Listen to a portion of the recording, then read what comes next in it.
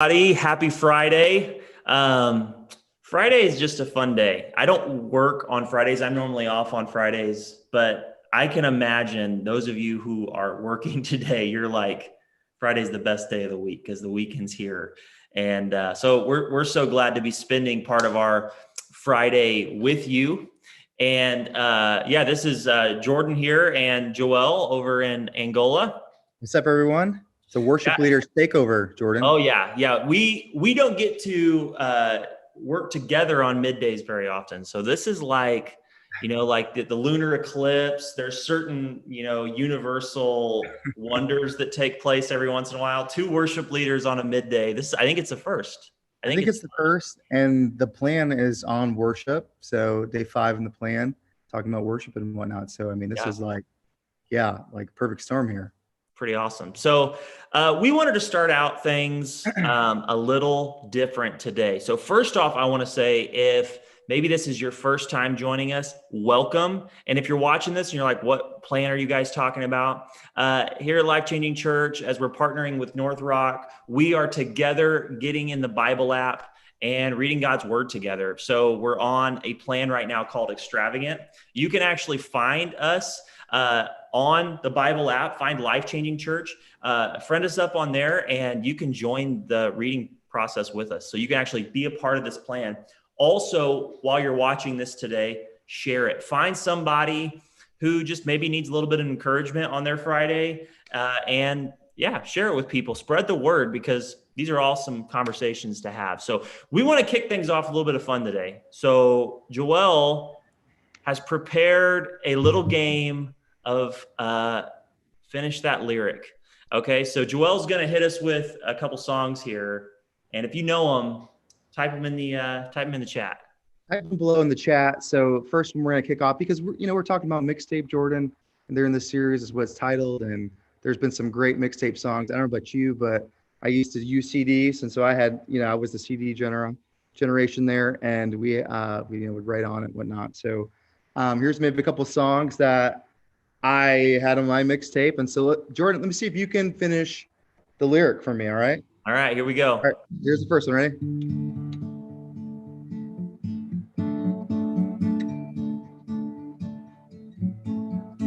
You ready? Hey there, Delilah, what's it like in New York City? All right, I'm gonna think for a second. I'm gonna give you guys a chance to throw that in the chat. Oh, I got it. All right. If you don't have it in 5 seconds, I'm going to say it. 5, 4, 3, 2, 1. All right. Hey there, Delilah. What's it like in New York City? I'm 1,000 miles away, girl. But tonight, you look so pretty. Yes, you do. Times Square can't shine as bright as you. I could keep going on this one. He's got the whole song memorized. Oh, man. I spent some time with Hey There, Delilah. Bonus points in the chat if you can name the band. So bonus points there. So that was perfect. You nailed it. Okay, got another one for you, Jordan. All right, here we go. We're gonna throw it back a little bit and see what we got here.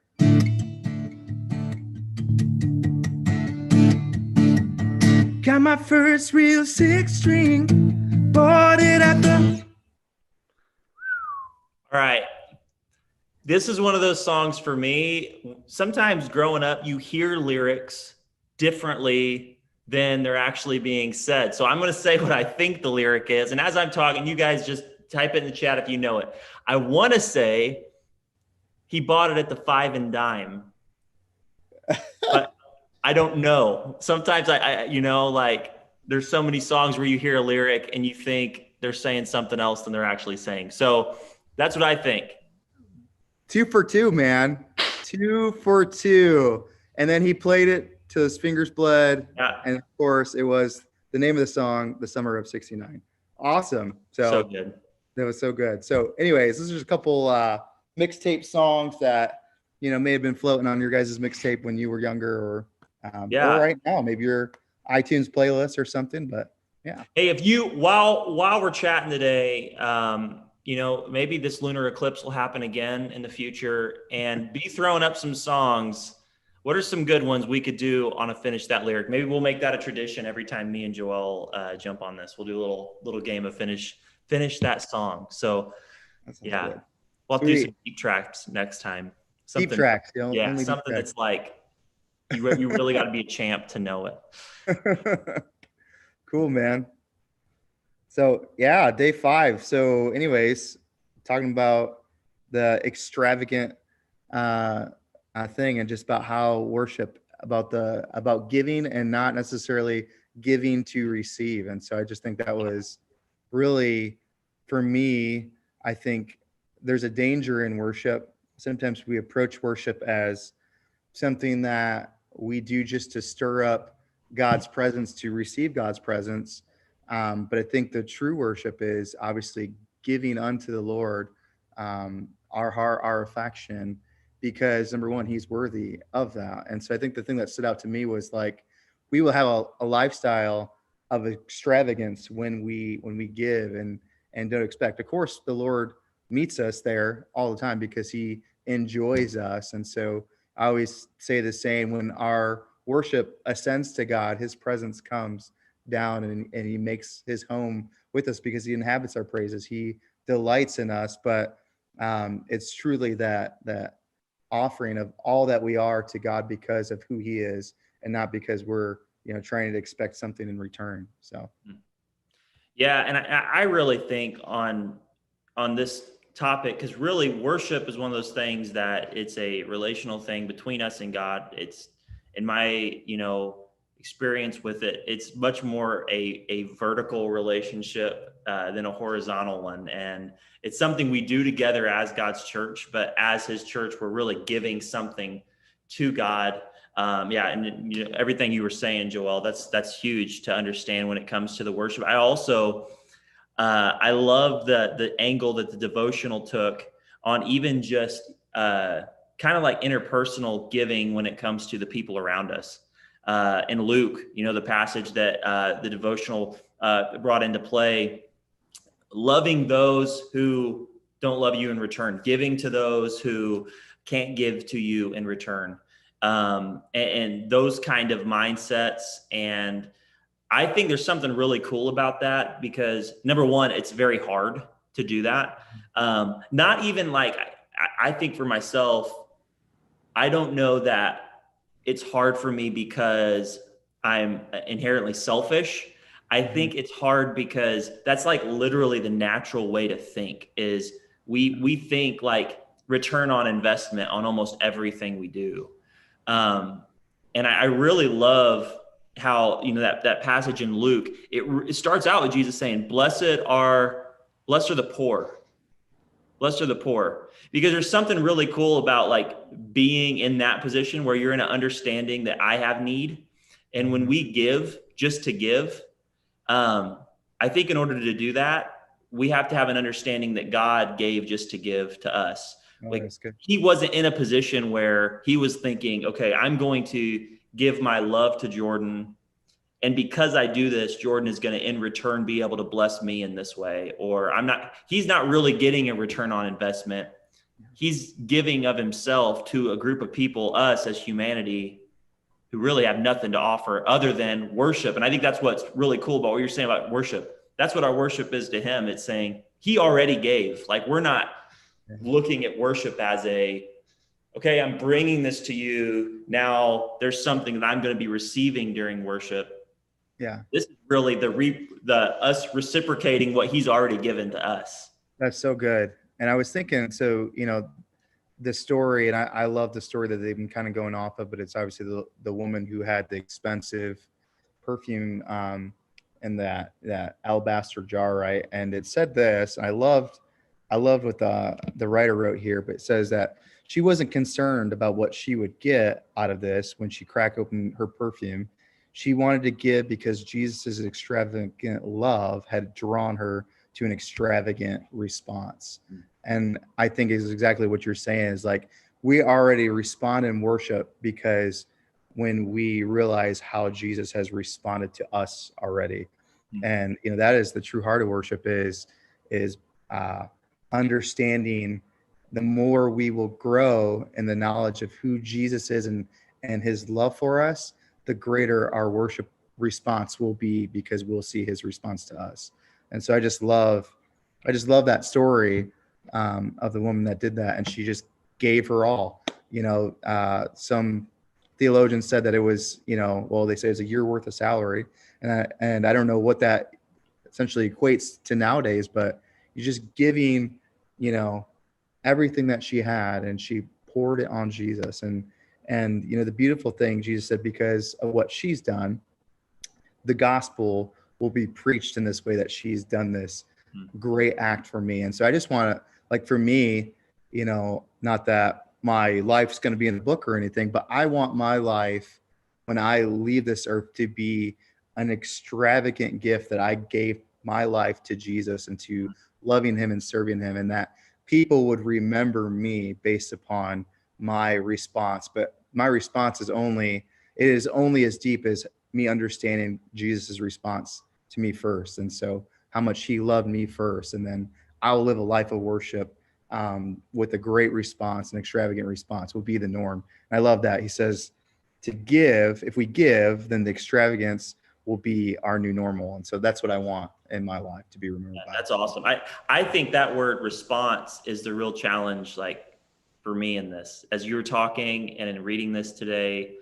And I think it's a great like takeaway from this when it comes to how we worship the Lord, like as a church. Let it be response and not like something we feel like we are initiating, because if we feel like we're initiating, we're starting the cycle and there'll be a back end return for us. But if it's response, we're responding to something he already did. Husbands, let's love our wives this week in response to what God did for us. Let's not go, I'm going to take step 1 for my wife and she better return step 2.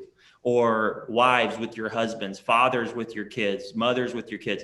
What if we like lived our life with Jesus in response to what he did, not feeling like we're initiating some sort of like, cycle where we're going to get, because we do, this is going to happen. Really, right. He already did. So now we, in response, live lives according to his word. That's so good. I love that. That's so good. The story, Joel, that we have for this week of our 21 like random acts of kindness is really kind of the same deal. Like, this is a story about a group of guys who did something pretty cool. So we have a group here at Life Changing Church, Fight Club, and it's just a group of men who are like sold out to getting together and being men of God. And they did something pretty incredible. Joel, you want to like talk a little bit about that? Yeah, absolutely. So something that they did, and it was shared earlier on our social media pages, but for all you people out there that might not have seen it, and some of you North Rockers. So yeah, we had this group called Fight Club, and they meet 2 times a year, and it's kind of like our men's group. And just like Jordan was saying, it's all about fighting for our households and for our families, our wives, our children. And they don't actually get together and fight, but it's an intensive fight, like 8 weeks usually. And but something they did is they gathered together and they ordered one pizza, and they ordered it, and they took up a collection to bless the delivery guy, and they raised over, it was like $800 and some dollars. Bucks, yeah. They tipped, and then of course they gave him the pizza too, but they just wanted to do it to bless him. And he turned out to be a trying student, going to school, and that money just really blessed him, and just really showed like the love of Jesus, because we've received his love. And it's like you talked about, we don't necessarily initiate it, we reciprocate it, we give back because we've already received. And so he was just blown away by the fact that they would do that for a random person. And so maybe you're thinking like, what can I do for an act of kindness? And I think God's people should be known for being extravagant in their giving, of being generous to people, whether that's time, money, resource. But we need to be extravagant givers. And I just think about that, of like, because that shows us that we received something extravagant, and so we should give extravagant. So just maybe you're thinking of like, what can I do? What's something I can do? And hey, maybe you're going out to a week this weekend, tonight, what have you. Maybe bless your server. And maybe it's not even with, you know, that much money, but maybe it's like the way that you love them because they're serving you. And so just being extravagant and seeing with eyes of the needs around us. So Yeah. Awesome. Well, hey, we hope that this was a challenge for you guys today. Man, live your life over this weekend in response. Let's yeah, try to respond to Jesus' love for us in the way that we live in the world around us and the way we worship him with our lives. So, hey, awesome. going into next week, we've got a pretty cool new plan coming up called Purposefully Purposeful. So if you haven't jumped onto one of our Bible plans yet, yeah, Joel just showed on the screen there. Jump in, get the Bible app if you don't have it. Friend us up at Life Changing Church or North Rock, and we are going to be reading Purposefully Purposeful, which I'm guessing is about purpose. So Hey, try saying that 5 times without, yeah, if you can type that in the chat 5 times and your fingers aren't sore, you're a champ. So you're awesome. And then share this video. And so, we just encourage people to share this video. Had a great testimony from last week and of just this being shared and somebody seeing it and them jumping on the Bible app and just, getting connected with a community of believers that are reading the Bible. And, we receive testimonies like that all the time. And what a great way to, you might not think you have a big platform to reach people, but you do. And so share this video and encourage people to jump on with you on a plan or our plans and and just be purposeful, right? yeah. So it's good. Awesome. All right. Well, you guys have a great Friday. Hope you have a killer weekend, and we'll see you on Monday.